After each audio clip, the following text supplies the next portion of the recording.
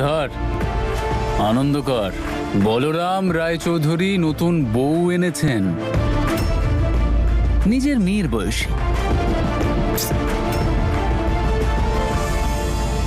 যাও, আনন্দ করো। এমনিতে আমি খুব খারাপ ছেলে, নতুন মায়ের বিয়ে হয়ে গেল অথচ হাতে কোনো মেহেন্দিও নেই। Very bad. আমার খেয়াল রাখা উচিত ছিল এই ব্যাপারটা। আর তুমি মিস ফিয়ন্সে, আরে তোমার বোনের বিয়ে হয়ে গেল অথচ ওর হাতে মেহেন্দি অবধি নেই। আরে তোমার তো খেয়াল রাখা উচিত। আরে মানছি তুমি এখানে ছিলে না, কিন্তু তবুও এটা তোমার কর্তব্য যে বোনের বিয়েতে তার হাতে যেন মেহেন্দি লেগে থাকে। ঠিক তো বললো?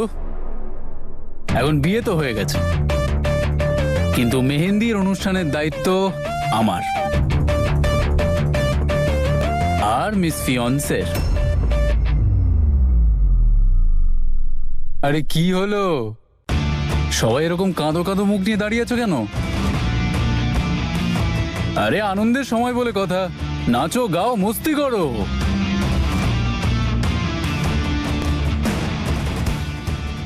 আর শোনো মিস ফিয়ন্সে,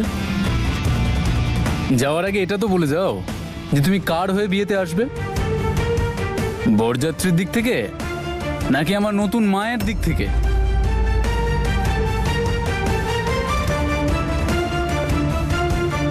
সর্বরাজ প্লিজ আমায় যেতে দিন। তুমি যদি আমার নতুন মায়ের দিক থেকেও আসো, আমার তাতে কোনো সমস্যা নেই।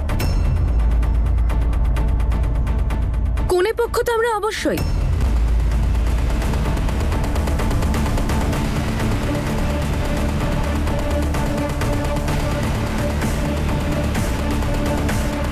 তাই না নম্রতা?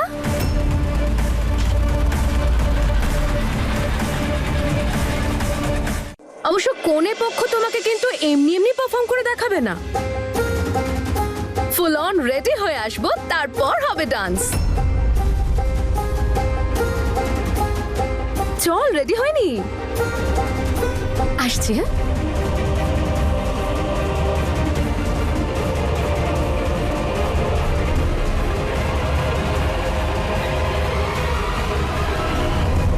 আরে কি হলো, সবাই দাঁড়িয়ে পড়লে কেন? চলো, মেহেন্দির প্রস্তুতি নিতে হবে তো। চলো বড় বউ, চলো।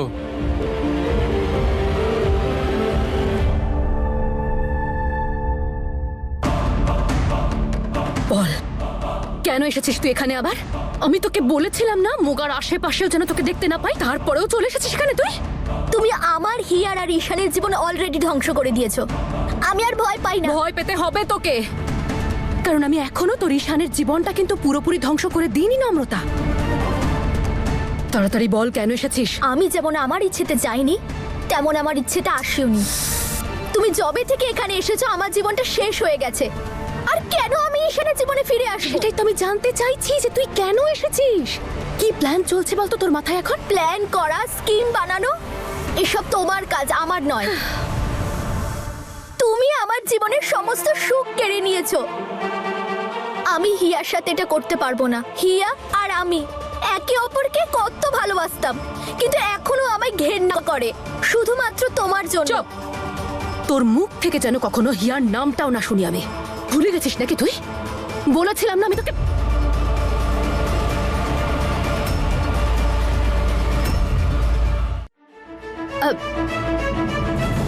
বলেছিলাম তো আমি তোকে, হয়ে যাবে, সব ব্যবস্থা করে নেব আমরা, ম্যানেজ, তুই চিন্তা করিস না।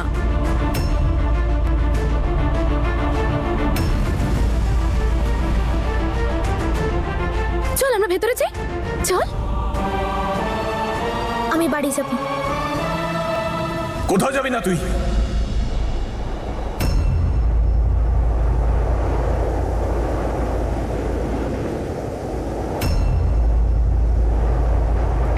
আমি আমার প্রশ্নের উত্তর চাই। এই মরেছে রে, মুখ দিয়ে আবার কিছু বের না করে ফেলে মেয়েটা।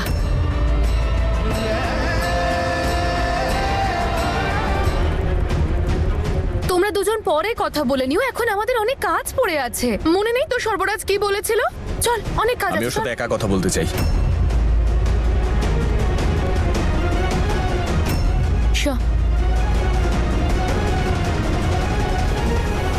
আমি ওর সাথে একা কিছু কথা বলতে চাই, ইন প্রাইভেট। বলে না ওর সঙ্গে একা কথা, কিন্তু মাথায় রেখো যে এখন হিয়া তোমার দায়িত্ব। জানি আমি নিজের দায়িত্বটাও জানি আর নিজের সম্পর্কও জানি। আমি ওদের মতো নই যারা সম্পর্ক আর তার মানে ভুলে যায়।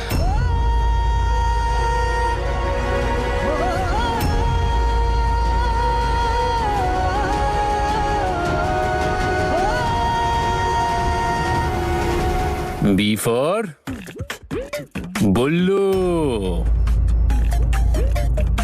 মা, এটা এটা নতুন মা। আরে চেরি বৌদি, এরই মা ছেলে সম্পর্কটা বুঝিয়ে দাও। আরে কি হলো?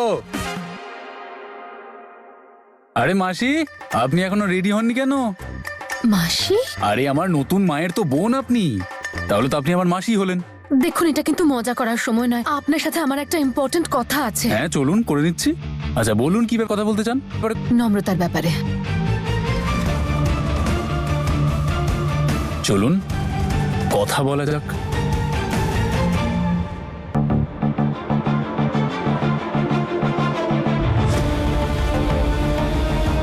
সমস্যাটা কি? এরা দুজন কি এমন কথা বলতে পারে? লুকিয়ে তো শুনতেও পারবো না আমি, কিন্তু আমি নম্রতাকে এমন কিচ্ছু করতে দেব না যাতে হিয়ার ম্যারিড লাইফে কোনো প্রবলেম ক্রিয়েট হয়। দেখুন, আপনি শুধু আমাকে এইটুকু বলুন যে আপনি নম্রতাকে এখান থেকে কবে নিয়ে চলে যাবেন। হ্যাঁ আচ্ছা, তোমরা সবাই এত অদ্ভুত কেন বলো তো? তোমার হাজবেন্ড বলছে যেও না, তুমি বলছো চলে যাও। তোমার মায়ের আবার চিন্তা আমার আর নম্রতার বিয়ে নিয়ে। আরে সবাই মিলে একসঙ্গে বসে ডিসাইড করে নাও না আগে যে কি করতে চাও। আপনি বুঝতে পারছেন না, আপনি নম্রতাকে এখানে নিয়ে এসে বিরাট বড় প্রবলেম করে ফেলেছেন আমাদের সবার জন্য, বিশেষ করে ঈশানের জন্য। এক মিনিট, প্রবলেম তো প্রথম থেকেই ছিল। পার্থক্যটা এটাই যে এখন প্রবলেমটা সবার চোখের সামনে চলে এসেছে। That's it. এনিওয়েজ, তোমাদের সমস্যা নিয়ে আমার কোনো মাথা ব্যথা নেই। আমার যখন ইচ্ছা হবে তখন আসবো, আমার যখন ইচ্ছা হবে তখন চলে যাব। তাহলে মাসি, আমি তো তখনই যাব যখন আমার ইচ্ছে হবে। প্রবলেমটা কি? যখন খুশি ছেড়ে চলে যাস, যখন খুশি ফিরে আসিস। বিয়ের মণ্ডপে আমাকে রেখে তুই চলে গিয়েছিলিস নম্রতা, আজ তুই ফিরে এসেছিস নিজের ইচ্ছে মতো, তাও আবার আমার দাদার সাথে। আমার প্রশ্নের উত্তর তোকে দিতেই হবে। বল কেন? আমি নিজের জীবনে এগিয়ে যাওয়ার চেষ্টা করছিলাম, প্রত্যেক দিন তোর স্মৃতির সাথে লড়াই করছিলাম। এটাই যদি আমি করতাম তোর সাথে, তাহলে তুই কি করতিস? উত্তর আছে কোনো? আমি আমার প্রশ্নের উত্তর চাই নম্রতা, আজ, এক্ষুনি, আর এই মুহূর্তে। এতদিনে তো আপনি নিশ্চয়ই বুঝতে পেরে গেছেন যে নম্রতার আশাতে ঈশান পুরোপুরি ভাবে ভেঙে পড়েছে। আমি আপনার সামনে হাত জোড় করছি, দয়া করে যত তাড়াতাড়ি সম্ভব নম্রতাকে এখান থেকে নিয়ে যান, না হলে ঈশানের অবস্থা আরো খারাপ হয়ে যাবে। ও না অসুস্থ হয়ে পড়ে। আচ্ছা একটা কথা বলো তো, তোমাদের বাড়ির প্রত্যেকের একটা কথাকে কমপ্লিকেট করে শোনানোর অভ্যেস আছে। হ্যাঁ, এদিকে এমনিতেই আমি আমার বাবার বিয়ে নিয়ে আনন্দে আত্মহারা। আরে বাবা, যা বলছো একটু স্বাভাবিকভাবে বলো না। আপনি কেন বুঝতে পারছেন না? এটা মজা করার সময় নয়। আপনি প্লিজ যত তাড়াতাড়ি সম্ভব নম্রতাকে এখান থেকে নিয়ে চলে যান। এর থেকে বেশি আমি আপনাকে আর কিচ্ছু বলতে পারবো না। বলতে হবে নম্রতা, তুই এখানে ফিরে কেন এসেছিস? তোকে বলতে হবেই নম্রতা, তুই সর্বরাজকে কি করে চিনিস? তোর আর সর্বরাজের কি সম্পর্ক? বল।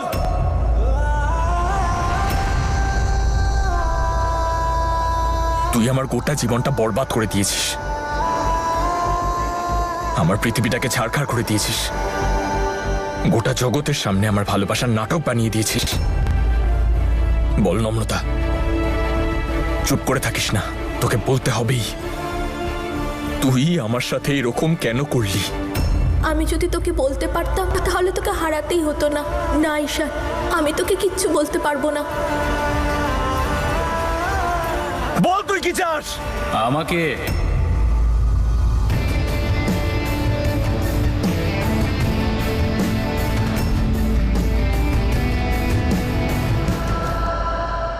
আরে আমার ফিয়ন্সে আমাকে চাইবে না তো অন্য কাকে চাইবে? তোকে নয় না? অবভিয়াসলি আমাকে চাইও। কোনো সন্দেহ, কোনো সমস্যা? সমস্যা তো আমার ভাগ্যের, যে প্রত্যেকদিন আমার চোখ থেকে সব আশা কেড়ে নিয়ে জল ভরে দেয়। না দাদা, কোনো সমস্যা নেই। তাহলে তাড়াতাড়ি যা, গিয়ে তৈরি হয়ে নে, সেলিব্রেশন শুরু হতে চলেছে। গো গো গো গো গো।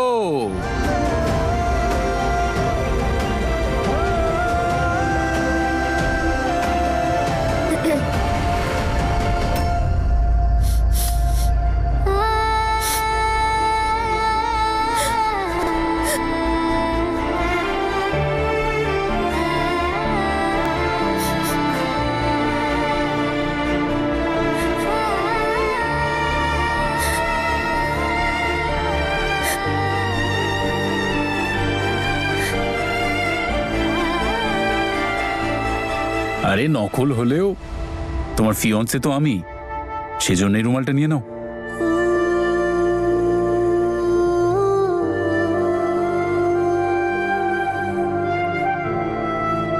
তোমার ডাক্তার আর নকল ফিয়ন্সে হওয়ার সুবাদে একটা অ্যাডভাইস দিই তোমাকে।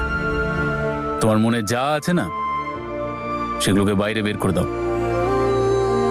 কারণ অতীতের বোঝা নিয়ে এগিয়ে চলাটা সম্ভব নয়, আর নিজের জীবনটাকে নষ্ট করার অধিকার কারোরই নেই, তোমারও নেই।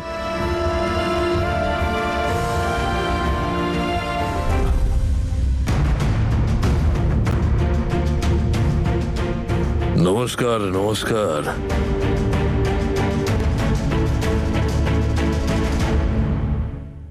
অ্যাটম বোম তো ফাটবেই, যেখানে হিয়া, নম্রতা আর ঈশান তিনজনে একই জায়গায়, আর দিশলাই আমার হাতে। এই সুযোগ নষ্ট করব নাকি আমি? আরে নূর,